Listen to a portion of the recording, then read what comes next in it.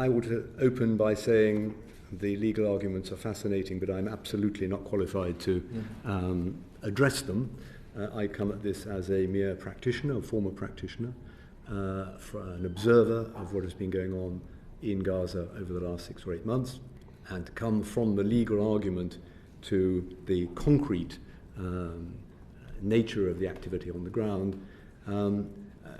I entered this fray with an interview on the Today programme, which I thought the time had come for the UK government to suspend arms export licences. It happened to be on the 3rd of April, and within about 3 hours, the letter from the 600 judges and jurists, the first of the letters, was published. And I had actually taken my cue from our own Foreign Secretary, and the increasingly forceful rhetoric that we had heard from the Foreign Secretary in the weeks leading up to that about the situation in Gaza. I was not positioning myself in a debate about whether genocide was occurring or not, but, for example, we in the House of Lords heard from the Foreign Secretary on the 3rd of March about the dreadful suffering in Gaza, the danger of this tipping into famine and danger of illness tipping into disease, and we are now at that point. People are dying of hunger. And then on the radio a few days later, the Foreign Secretary again said, it's incredibly frustrating that Israel was not taking the steps to allow more aid into Gaza amid a terrible humanitarian situation. He reminded us that Israel is the occupying power and that has responsibilities for the welfare and protection of the civilian population.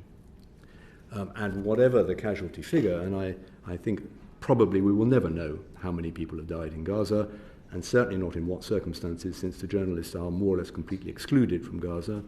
We've all seen the images of what has been done in hospitals and civilian areas in Gaza, and whatever the casualty figures, they are high, and they include a large number of medical workers and humanitarian workers who, of course, have special protection under international humanitarian law.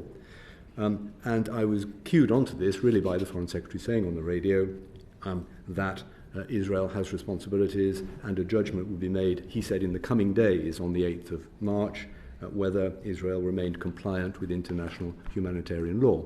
So the issue was clearly in play within the government at that point.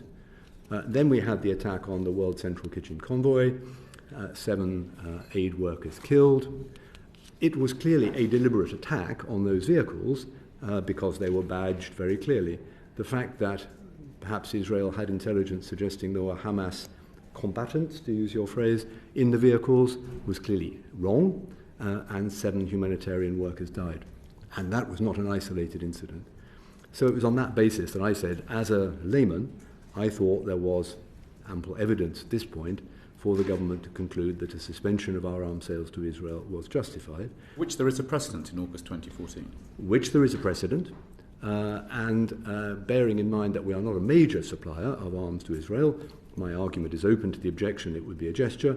Another way of putting it would be that we take seriously our published conditions, criteria for supplying arms, which paragraph 2C of our criteria is that the government will judge whether there is a clear risk that the items might be used to commit or facilitate a serious violation of international humanitarian law. That's the bar the government have set themselves, and that's why I said that I thought the time had come to conclude that, recognising that I was a layman, and we've now subsequently had the Foreign Secretary saying in Washington that the government have had a further review of the evidence, and their legal advice shows that they can continue arms supplies for the moment. Okay, fair enough, but I think it was right to put that issue out in public, and that there's been a useful debate afterwards. Lord Shumshin?